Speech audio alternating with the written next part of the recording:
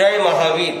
आज हम सुधर्म क्लासेज में 8वां अनर्दंड वीरवन व्रत के विषय में विस्तार से विवेचन करेंगे कि इस पाठ में जो शब्द दिए गए हैं उनके पीछे क्या भाव छिपे हुए हैं।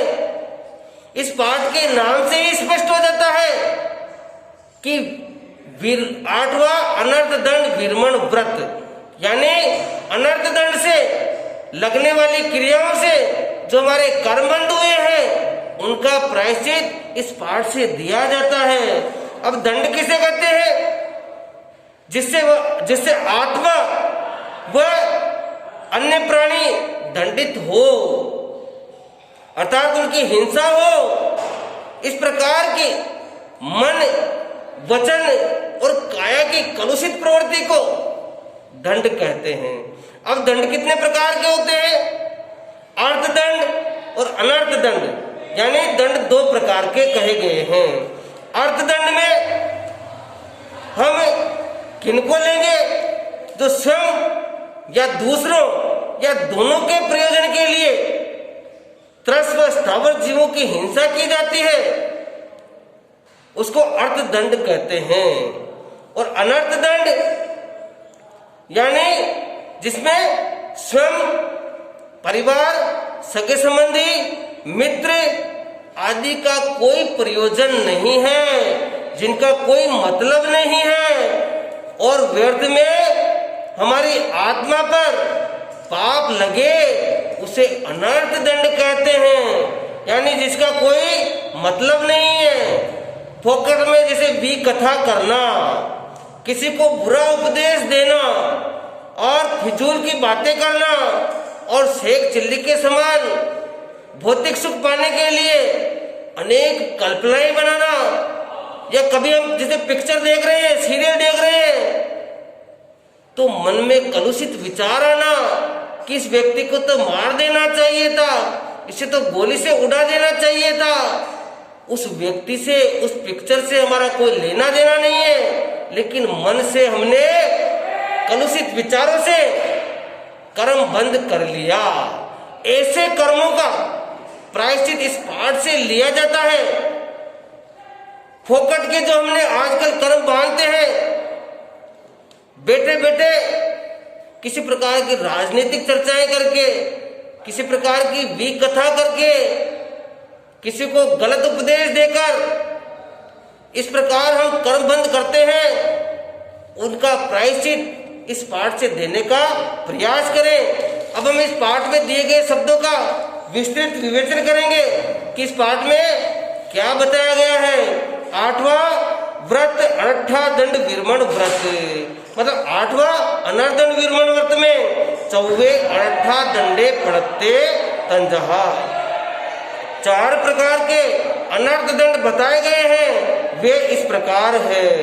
अवज्झाना यर्ये, यानी आत्र ध्यान, रौद्र ध्यान ध्याया हो। पमया यर्ये, यानी प्रमाद पूर्वक आचरण किया हो। हिंसप्य, यानी हिंसा आदि क्रियाओं का आचरण किया हो।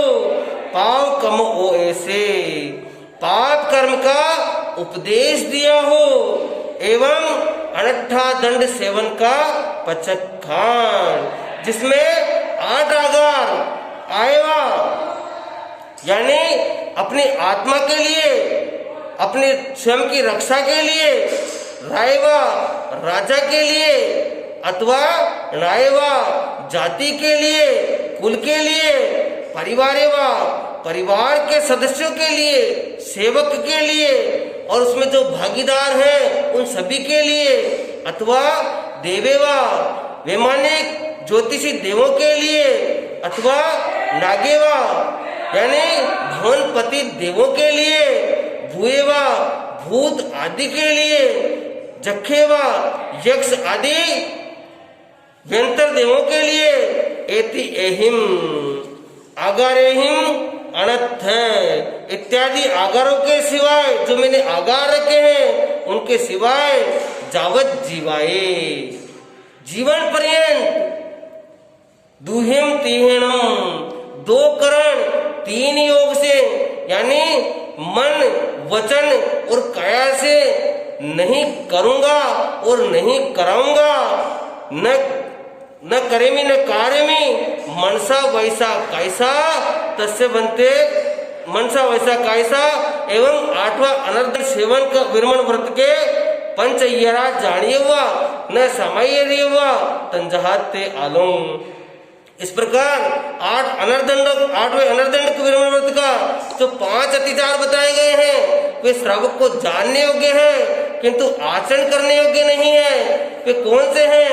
कंदप्पे, जो काम विकार पैदा करने वाली कथा की हो, कुक्कुये, भंड कुचेष्टा की हो, मोहरिये, मुखरी वचन बोला हो या निरर्थक वचन बोला हो, संयुक्ता ही करने यानी अधिकरण जोड़कर रखा हो, उपभोग परिभोगा ईरते, उपभोग परिभोग अधिक बढ़ाया हो, जो मैं देशियो यारो को तस्मिच्छामि दुक्कडम, इसमें से जो किसी प्रकार का पाप कार्य हुआ हो उस सभी का मैं मिच्छामि दुक्कडम देता हूँ, वो सब मेरा पाप निष्फल हो। अब यहाँ पर हमें अब इस पाठ में अनर्दंड 4 प्रकार का बताया गया है। अवधारणा यानी अपधान रहित, बिना कारण आत्र ध्यान रौद्र ध्यान दे हो।